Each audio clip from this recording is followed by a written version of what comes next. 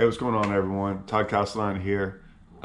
Really excited. I'm getting to share with y'all a whole bunch of tips about bass fishing. So how this all started is I kind of reached out to the high school association to do some videos, and I wanted to kind of do a video maybe a little bit right before y'all's first tournaments, or not just your first tournament, every single tournament y'all have, and kind of do a little fishing report. But the fishing report in everything. Fishing tournaments is something that is not just kind of jump in the boat, go out there and start fishing. There's a lot of preparation that goes involved.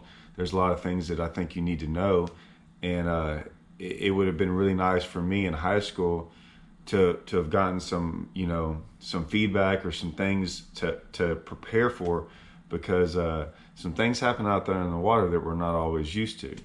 So this is what I'm going to do. I'm going to start sharing with y'all, making some videos, giving y'all some fishing tips, some other tips about just generalities of some things. And I was going to put it all together, hopefully on a YouTube video, and then share it with all y'all. Hopefully y'all can get this. We're looking at it probably a week before the tournament starts, so y'all can use this in y'all's pre-fishing. So just to give a little bit about myself, my name's Todd Castelline. I've been fishing Rayburn for going on about 18 to 19 years. I started kind of in college, and there wasn't really any high school or college fishing really going on back then. So all I did was I kind of, if I wanted to fish a tournament, I had to go fish tournaments against the grown-ups, if you will. And I liked it. I enjoyed it. That's just what we had to do. Now with the opportunities y'all have, it's really cool to see how the sport's grown, to where scholarships are involved, and all the things that y'all get to have at y'all's disposal. I think it's really good. So I've like I said, I started back when I was younger. It took me a while to kind of feel around Rayburn, and as I got older and fished it a bunch, I started kind of figuring some things out, and finally started being able to win a tournament here and there, and I kind of took that on to bigger tournaments, and I eventually kind of used Rayburn as my stomping grounds to fine tune my fishing skills, to where when I went and tried to go qualify for the elites the first year I did. And I didn't actually go and fish the elites. I just qualified for them, and I didn't have the money or the resources to do it. But I kept on hanging around Rayburn, fishing tournaments, and eventually over the past 2 years, I've fished the FLW tour. I kind of am not going to do that this year. I'm going to kind of hang around Rayburn some, and around Texas and fish, and I'm going to fish the Bassmaster Opens, and I'm going to try to qualify for the elites again. So with that being said, my knowledge of Rayburn, I probably fished somewhere around 200 to 300 tournaments on Rayburn. So we're talking a lot of tournaments, like a lot. So I've seen it all go down on Rayburn, and the highs and the lows. So here's what I was going to share with y'all, about all that stuff. Well, let's first get off in, this is for kind of the parents and y'all kids when y'all get ready to go. This is January, and let me tell you something. Now we're getting a kind of nice January right now. It's pretty warm, and we're not getting too cold. But I've seen some miserable days out there. I've been in them. I've seen it raining, and so I wanted to kind of share with y'all some things to prepare for. In January, especially for me, there's a couple things I always do. I always dress way warmer than I ever think I'm going to be. I always bring extra clothes. So what'll happen is I'll actually bring an extra pair of shoes, extra pair of socks, and I'll always bring a change of clothes, because if something ever happened to you, it's easier to prepare for it if it rains outside. You know you're going to probably get wet. Even no matter what kind of rain suits you have out there, certain things are always going to creep in and get you wet. But with also that being said, is if you happen to accidentally fall in or something happened, you would want to be able to change into some dry clothes, because hypothermia is going to catch up real quick on you. So Always bring extra clothes, man. I promise you can fit in a small little duffel bag. Always bring extra gloves, an extra hat, like a beanie of some sort, things like that, because man, once it gets wet, you usually can't ever get dry again in January, just because it's so cold and it's just not hot, and nothing ever dries out. So that's the first thing I would prepare for, is that. Make sure, I promise you, if you never use it, that's great, but you will love it one day, because that's going to be the best thing you'll ever do, is bring that little duffel bag of extra clothes. The second thing is when you bring stuff like that, you want to bring stuff like that. Sometimes you can bring an extra rain gear and things like that. You always want to bring food, always want to bring water, ice. I actually don't even use ice right now, but you want to bring all those things, because like I said, I don't eat that much out there either, but you just never know what might happen. And so this is the kind of thing in tournament fishing is I've broken down numerous times out there, right? I've broken down in old boats, I've broken down in brand new boats, and so you never really know what kind of situation you're going to get into. If a storm comes up and you have to kind of ride it out in a pocket somewhere, you just always want to prepare yourself for things to happen. Even though you probably aren't ever going to see that happen, you might. So just remember to do those things. Always prepare way in advance for things like that, and that way when something does happen, you're ready for it. The next thing I want to share with y'all is something that's probably the most important to me. And I just fished the BFL this past weekend, and we had 230 boats. We had guys out there practicing for another event that was going to happen Sunday. We had FLW guys out there practicing for their event 3 weeks from now. A couple of y'all might have even been out there. And the more I fish, the more I see really bad things happen on the water. And here's what I mean. I see guys doing things that they shouldn't do. I see guys pulling up on people. I see guys running across people's lines like on full speed. They're going 70 miles an hour and drive past someone that's maybe 50 feet away. I mean, if something accidentally popped up and they had to turn, it would be a bad deal. And I know y'all aren't driving, but here's the thing. Y'all have a voice in that boat. And I truly mean this. Like, do not be afraid to stick up and say, hey, and tell your boat driver or your captain or whoever it might be, hey, you're getting a little too close to them. I wouldn't want someone getting that close to me. Don't be afraid to say that. Don't be afraid to say, hey, I don't want to get that close to that guy. Can we please move somewhere else? That's one of the biggest things in our sport that I think is getting worse and worse and worse, and I don't know why it's getting that way.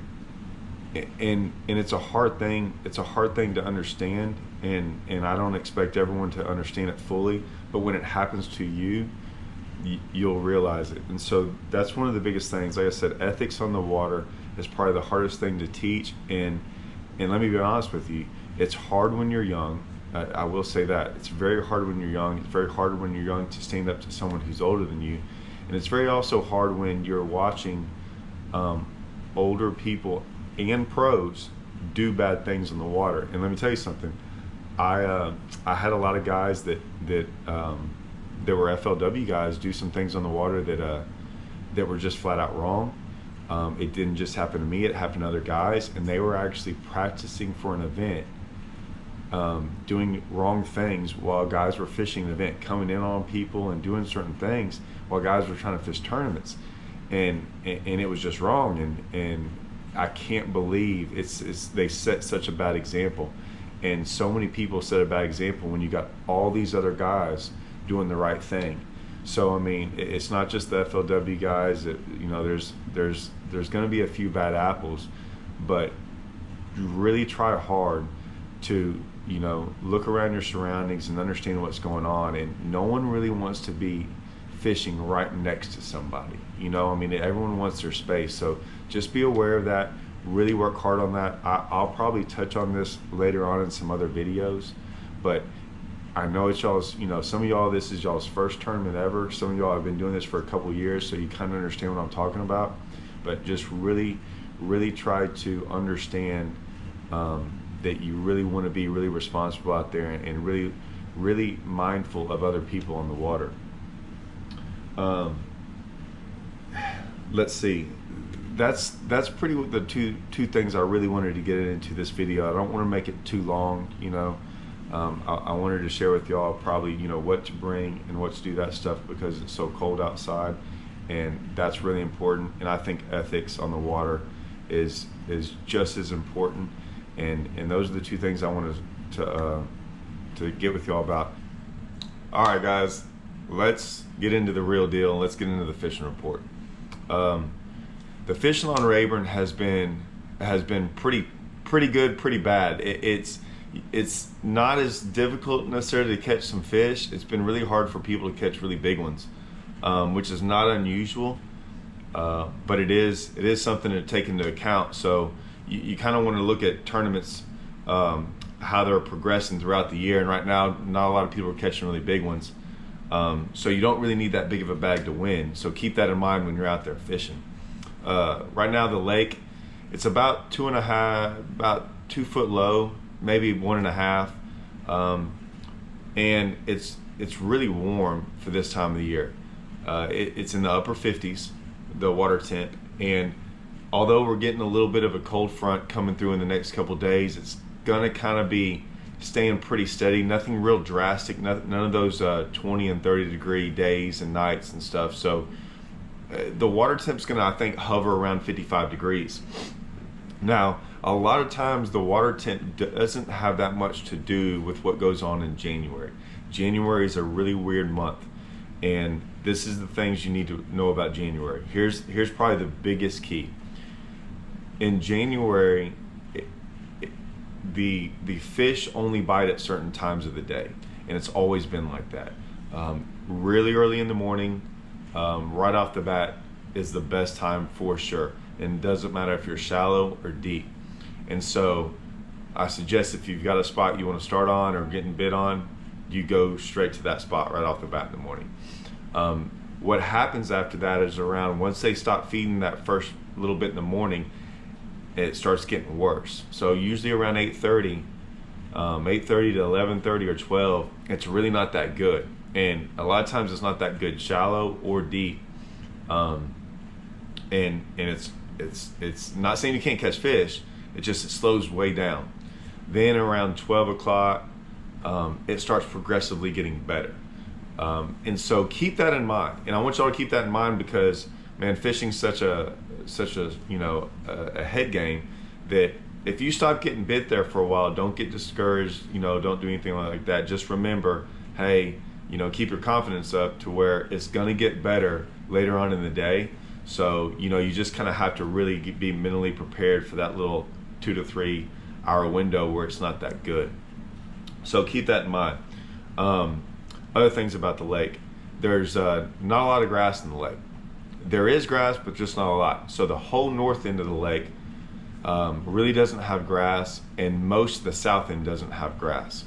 And quite a few of the major creeks that used to have grass, they don't have grass anymore, and there's really no grass out on the main lake or in flats, on the flats of either a creek or the main lake. So it's basically been reduced to, most of the grass is back in creeks. It's not necessarily always the case. There's a creek or two that has some out in the mouth of it, but for the most part, most of the grass is back in the creeks. A lot of the fish go to the back of the creek, so it's not that big of a deal. The only issue I'm seeing out there is that it puts a lot of boats where the grass is, and so it's confining a lot of the boats to the backs of creeks, and a lot of boats get on top of each other. So keep that in mind with fishing pressure, and sometimes it's just hard to fish grass because there's so many boats back there. It's hard to move around them, but that's just part of fishing, and those are kind of the things that you have to decide on if you want to go shallow or deep. If you haven't been on the lake, and you don't get a lot of practice, I would definitely go to the grass. The deep stuff they're not everywhere, and they're really hard to find. and the deep fish are really day to day. And what I mean by that is they'll be out there and you can find 4 or 5 schools of them, or you graph around and see them one day, and then the next day you don't hardly see any fish. They all leave. And the reason that is because this time of the year, all those deep fish, all they care about is shad. And so on certain days, especially like in the BFL, a lot of those deep fish, you would see shad everywhere the day before, and you saw no shad, no fish during the day of the tournament. So a lot of times those deep fish, like I said, if they're only following shad, and those shad just don't seem to show up in a lot of those areas, and it's weird, it doesn't happen in just one area, it happens in almost the entire lake. It does that. Like they almost all do something different, and it's this time of the year. So keep that in mind. It's hard to stay committed to one or the other, you know, especially the deep bite if the deep bite's really not that good. So here are my suggestions. If you're gonna go in the grass, there's 3 baits that I would think about throwing. All right, those 3 baits are basically, here's the number 1, guys. We all know it. It's gonna be the red eye. Okay. Rattle trap, rattle bait, whatever you want to call it. This is obviously, I mean, these baits basically got popular because of Rayburn, and there's a reason. They always work. You can always catch fish on them. I don't care how tough it ever gets. I don't care how cold it ever gets. Someone will catch fish on this bait. And I've got 4 colors for you. These are the kind of standard 4 colors that you can kind of have confidence in, and know at least one of them is going to work. And there's 2 of you on the boat, right? So, I mean, don't ever throw the same color. Always throw 2 different colors unless someone is just absolutely catching them and you can't catch anything. But I always go with a black and gold one, some type of goldish, you know, it's got black on top, but some type of goldish on the side. This one's kind of like it's kind of like a pumpkin seed brownish orange. Any of those colors are really good too. They like those. This is one of the all-around colors where you can throw it in the sun, in the clouds, and it will always work. You got your Rayburn red. Now this color, I only like to throw this one when it's really nasty outside. They like it actually when it's colder and when it's really cloudy, storming, or if they're really biting. This one also catches really big ones too. So you might not get as many bites on this, but you can catch a really big one. And then this is kind of this one's like a clear one. And you always want to have some translucent clear one on if it's dead sunny, dead calm, and a lot of fish and pressure. This one always seems to work. These are my 2 baits that the harder it is, and like the pressure wise, or it's really sunny and calm, these are the 2 colors I like to go to the most. The other 2 are the ones that I like more if they're really biting, it's kind of cloudy, it's kind of windy. The other colors are what I like to throw. Second, what's going on is just like a chatterbait. You know, these are Strike King's Thunder Crickets. They just came out.